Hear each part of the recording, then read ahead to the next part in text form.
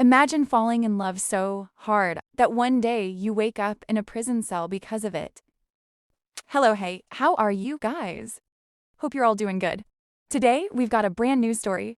Put your headphones on and let's jump into the intro. سلام، أنا نوفا. تعال معاي أدخلك عالم جديد، مغامرة جديدة وقصة جديدة. رقص يا متردد. I'm a girl. My name is Sarah. I'm 20 years old.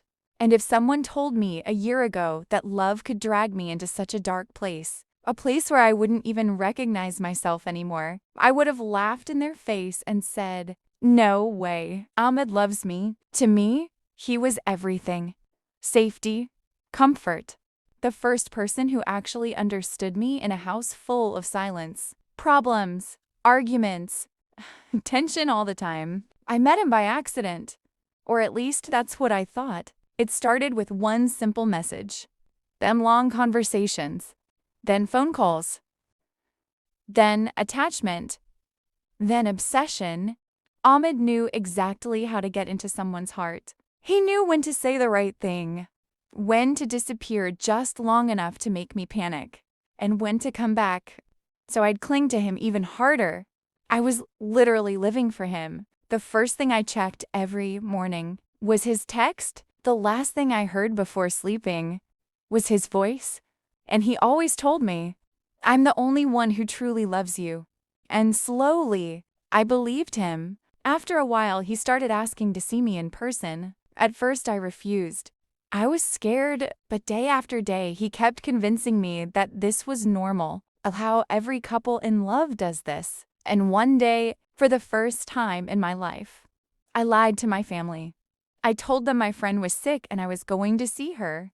But the truth? I was going to meet Ahmed. I still remember that day like it happened yesterday. My hands were shaking in the car. Fear, excitement, guilt, all mixed together.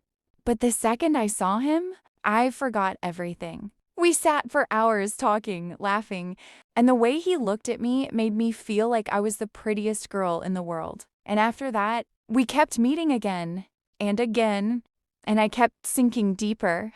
A whole year passed while I convinced myself Ahmed was my soulmate. Then one day, out of nowhere, he told me, "I'm gonna ask for your hand officially." I cried so hard that night. Happy tears. I thought all of it was worth it in the end. And he actually came. Ahmed showed up to our house with his family. My mom was happy. My sisters were excited. And me? I felt like I was floating. But there was one person who stayed completely silent. My brother, Akram. Akram was older than me. After my dad passed away, he basically saw himself as responsible for me. Yeah, he could be strict sometimes, but he never treated me unfairly. And I still remember the look on his face when Ahmed walked into the room. He just sat there quietly watching him, like he could see something the rest of us couldn't. A few days later, Akram called me into his room, and very calmly he said, "Sarah, this man isn't right for you." I laughed nervously and said, "What do you mean, not right? You don't even know him." And he looked at me and said, "I know enough." That moment, it felt like the whole world turned against me. How could he reject the man I'd loved for an entire year? How could he destroy my dreams so easily? I screamed at him. I cried. I begged him. But he wouldn't budge. He just said, "Sarah, some people look kind on the outside, but inside they're ruined." But me?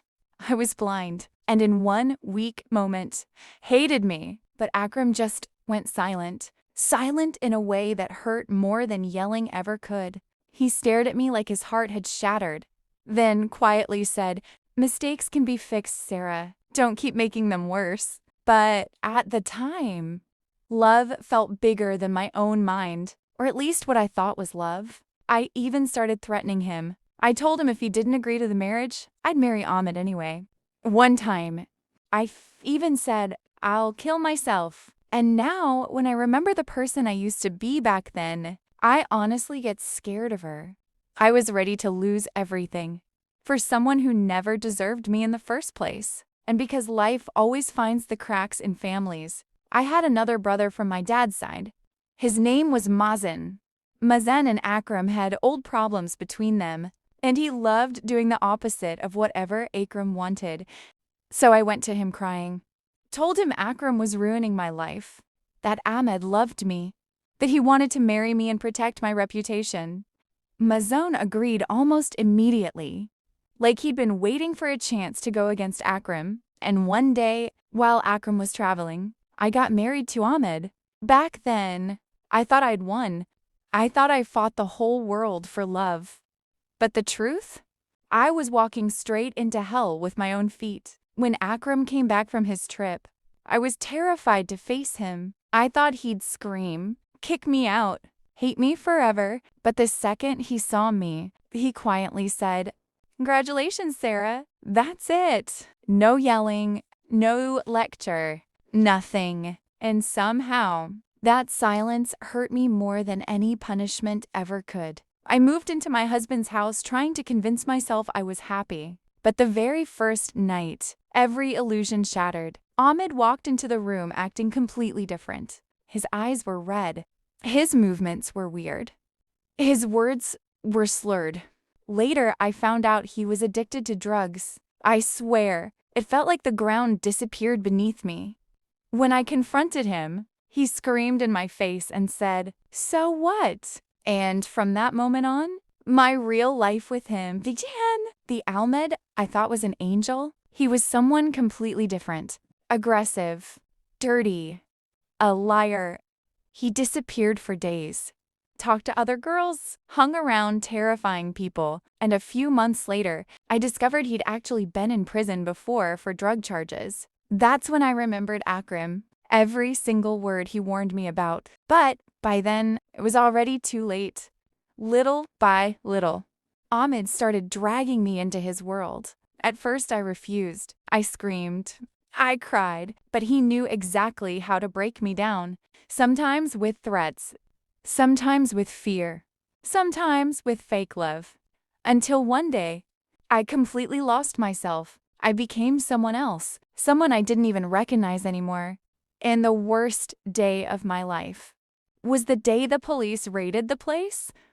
I still remember the noise, the screaming, the panic, and I still remember the freezing cold handcuffs around my wrists. Me, Sarah, the girl who used to be scared to even raise her voice at home, was suddenly standing inside a police station, accused of drug crimes. I was crying so hard I could barely breathe. I swear I'm innocent. I swear. But Ahmed threw me under the bus so easily. He confessed against me, told them I used drugs with him, and even helped him sell them. And in that moment, I realized something terrifying. When you loved the wrong person, you can lose your entire self trying to save them. Sitting inside that cell, there was only one person on my mind. Akram. I was ashamed to even call him. After everything I'd done, after ignoring every warning he gave me, but I had nobody else left, so I called him, crying hysterically. And the only words I could say were, "Akram, please help me." Then silence. I thought he'd hang up. I thought he'd say, "This is your fault." But he came, that same night, and when I saw him standing there, I completely broke down. He looked exhausted, heartbroken, but his eyes were still full of fear for me. He personally followed my case, tried to understand every detail, and after the investigation, it turned out Ahmed had dragged me into a lot of things, but they couldn't prove I was actually dealing drugs.